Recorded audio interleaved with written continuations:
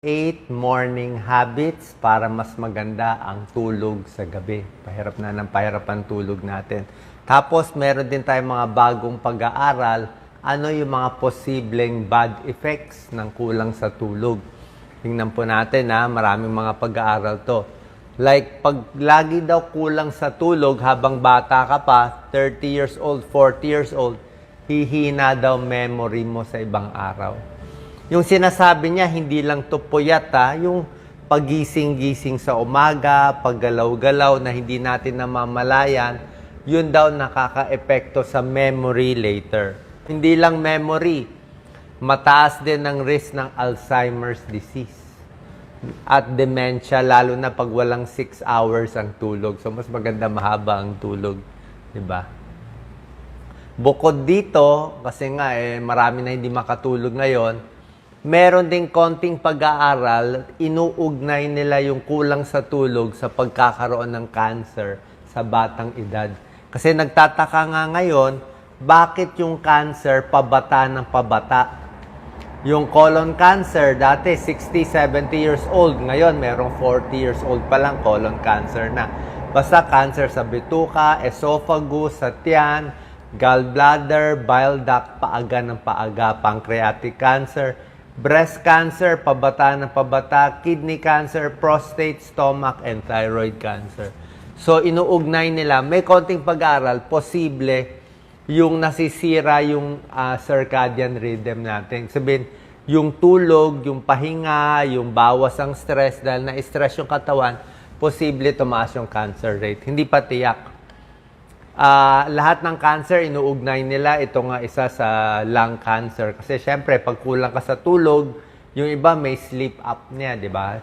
Humihilik, hindi makatulog maigi, nahihirapan huminga, nagkukulang ng oxygen sa katawan. So, maraming complication, heart problem, at isa pa itong mga iba't ibang cancer kasama ang lung cancer. Hindi pa ito tiyak, pero ibig sabihin, kailangan matulog tayo. Yung high blood, sigurado yan. Pag kulang ka sa tulog, high blood ka talaga. Tataas ang blood pressure mo. Kulang ka sa tulog, mag-groggy ka, pwede kang ma-aksidente, matumba yan, proven na yan. Kulang ka sa tulog, magpapalpitate ka, tataas ang blood sugar mo, proven na rin yan. Irritable ka rin pag kulang sa tulog. Hindi ka makakonsentrate, mapapadami ang kape mo, wala kang energy. At buong katawan, maraming epekto. Mas tataba ka kasi mas marami kang kakainin. Diabetes, pati balat, papangit, magkaka-wrinkles. Memory, sinabi ko sa inyo, Alzheimer's, memoria, dementia, tataas. Masama sa puso, mabilis magkasakit kung kulang sa tulog, nadidepress, kulang sa tulog, at pwedeng early pagkamatay. So, paano gawin natin? Meron tayong 8 habits na pwede natin gawin sa umaga pa lang para ready ka na sa gabi. Okay? Ano tong mga nire-ready mo? Palagay natin, paggising sa umaga, maganda may konting exposure ka sa araw. O at least pag umaga na, paggising ka na, magtrabaho ka na. Okay? Gusto mo pagurin yung katawan mo in the morning para pag pagod ang katawan mo, makakatulog ka sa gabi. Di ba? So, nire-ready mo na. May konting morning sunlight, pwedeng 15 minutes exposure, wag lang sa sikat ng araw na matanghaling tapat. Kung gusto mo mag-exercise, dapat mas maaga. Okay? Kung matutulog ka ng 10 o'clock ng gabi, hindi ka pwede mag-exercise ng 9 o'clock ng gabi. Diba? Hindi ka makakatulog. Paano exercise? Hyper ka At least siguro hapon ng exercise mo, o meron kang pagitan ng 2 to 3 hours after exercise, cool down bago makatulog. Okay? Kasi pag nag-exercise ka, tataas yung sympathetic nervous system, gaganahan ka, hindi ka makakatulog. Number 3, pag-inom ng kape at may caffeine. Itong caffeine pala, nananatili sa katawan natin up to 9 hours. Kaya pag uminom ka ng kape sa hapon na, alas 5, baka hindi ka makatulog sa gabi. Kung gusto mo uminom ng kape, siguro early afternoon o tanghali, pwede. Sa tanghali ka iinom para mawawala na yan sa gabi. Number 4 tip, dapat ang gising mo parehong oras araw-araw sa umaga. Same time in the morning para masanay, paggabi ready ka. Ito, number 5, importante. Kung pwede, huwag na mag-siesta. Huwag na matulog sa hapon. Okay? Kung gusto mo talaga, antok na antok ka, gusto mo matulog sa hapon, hanggang 20 minutes to 30 minutes lang. Kasi pag natulog ka ng 2 oras sa tanghali, hindi ka na makakatulog sa gabi. Kasi natulog ka na eh. Tsaka kung magsisiesta ka, dapat wala pang 3 o'clock ng hapon. Wala pang 3 p.m. Kung alas 4 na ng hapon, magsisiesta ka pa, 4 o'clock na yun eh. So, hindi ka makakatulog ng 10 o'clock sa gabi. Paano? Mas maganda, ipunin yung tulog sa gabi. Okay? Para makahaba ka sa gabi. Number 6, ang payo, morning habit, huwag masyado magpaka-stress daw throughout the day. Dapat daw medyo may stress break, medyo relax konti, hinga-hinga malalim, para throughout the day, relax din. Kasi pag sobrang stress, hindi rin makakatulog sa gabi. Number 7, mga tamang pagkain. Di ba? Kasi yung pagkain may epekto sa tulog yan. Let's say, mahilig ka sa matataba, matatamis, mga taco, yung mga spicy. Pag kinain mo, pag sumakit ang tiyan mo, hindi ka makakatulog. Di ba? Pag kumulo ang tiyan mo, nagtatai ka pa, masakit ang tiyan, may impatyo ka, hindi ka makakatulog. Pampatulog, yung mga gatas, pwede. Saging, pwede.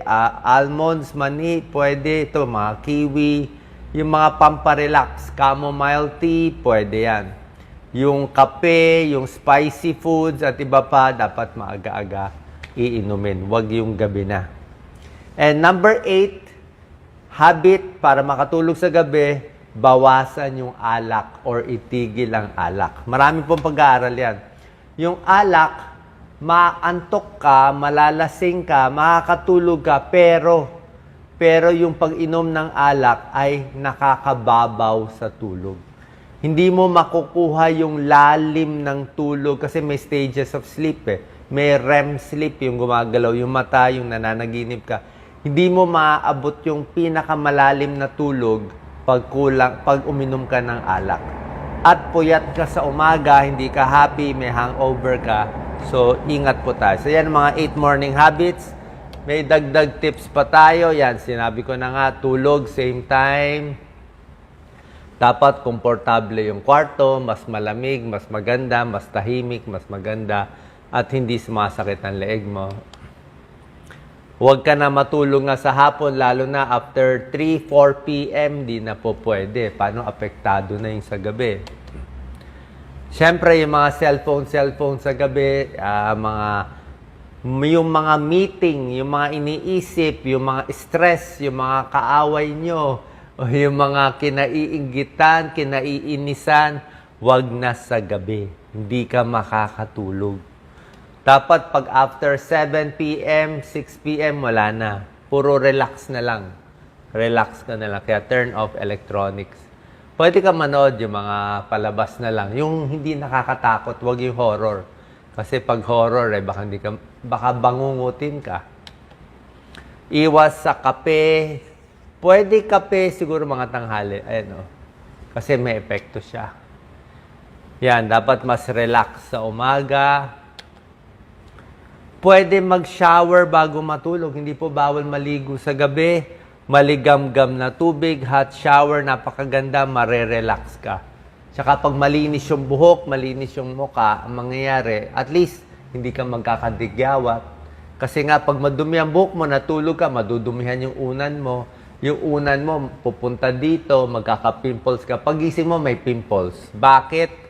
Kasi hindi naligo, hindi naghilamos. Kailangan hilamos, ligo, bago matulog. Pamparelax yan. Maligam-gam na tubig, warm bath. Hindi po bawal. Exercise during the day. Tulad nga na sinabi ko, wag na sa gabi. Kasi pag gabi na, hindi ka makakatulog. Pero pag nag-exercise ka sa umaga, napagod yung katawan, mas makakatulog ka sa gabi. Less stress. Iwas alak, tulad na sinabi ko, di ba? Magiging mababaw ang tulog. Tsaka yung eating habits, babaguhin natin. Yan, yung mga alanganin. Itong mga tips natin, bago matulog, bago humiga, mga 3 hours after eating. Kasi kung bagong kain ka, matutulog ka, pwede ka mag-GERD. Ayan, no? Iwas sa mga spicy foods. 'Di ba? Hirap makatulog, makuluan tiyan mo. Ito nga, mga kape, alak, masyadong maraming chocolate, baka hindi rin makatulog, pamparelax sa tulog, saging. Yung gatas, depende sa iyo. Yung iba, okay sa gatas. Yung iba, hindi. Ito usually yung iiwasan. Okay? Iiwasan. Pizza, oily, alak, spicy, masyadong ito. Pag maraming mantika kasi, matagal manatili sa tiyan. So, pag very oily, kita nyo yung mga pulutan, lagi mga chicharon bulaklak, chicharon, karne, mantika. Kasi nga matagal yun sa tiyan matagal sa tiyan. So more fatty foods, matagal sa tiyan. So hindi maganda yan, mahirapan ka makatulog. Sugary, mga onion, garlic, pag sa gabi, baka sumakit ang tiyan. Tanghali na lang. Okay? Green tea, healthy, may caffeine lang Chamomile tea, mas okay. Hot sauce, konting iwas. Pampatulog, saging, isda, mani, chamomile tea, saging, tinuro ko, mga beans, pwede rin yan, pamparelax. Okay? Magnesium-rich foods, okay rin na magnesium-rich foods, pamparelax. Ito mga magnesium-rich foods. Okay? At mag-iingat tayo, syempre, pag kulang ka sa tulog, other bad effects, hindi ko sinabi, di ba? Maraming aksidente. Kulang sa tulog, puyat, nagda-drive ka, delikado po. Lalo na lasing, nagda-drive ka, ingat po tayo. And lastly, yung mga night shift, di ba? Sabi mo, Dok, paano ako makakatulog? Night shift ako Yung problema. Siguro kung bata ka pa, 40 years old and younger, pwede pa mag-night shift, kaya pa ng katawan mo. Pero sinabi ko sa inyo, di ba, kulang sa tulog, tumataas yung cancer risk. Actually, meron ngang pag-aaral, tumataas yung breast cancer risk. So, may possibility doon. So, pag medyo 40 and above, iwas na tayo sa duty sa gabi. Ano problema ng night shift? Pag night shift ka, kahit matulog ka sa umaga, feeling puyat, headache sa umaga, lack of energy, hindi ka makakonsentrate, may nadidepress, irritable ka, tapos babawi ka rin ng tulog, tapos prone to accidents ka. Kasi nga kulang sa tulog. So, yun ang mga pag-iingatan natin. Sa mga supplement, itong mga natural remedy, mas maganda. Yung iba, melatonin, pwede rin naman. Oo, ito lang yung mga natural remedies. Pero meron ding mga reseta ang doktor, although supplement man o gamot man ng doktor, hindi po pwede pang habang buhay.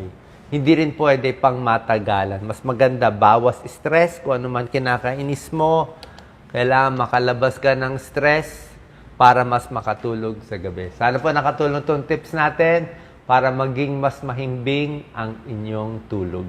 God bless.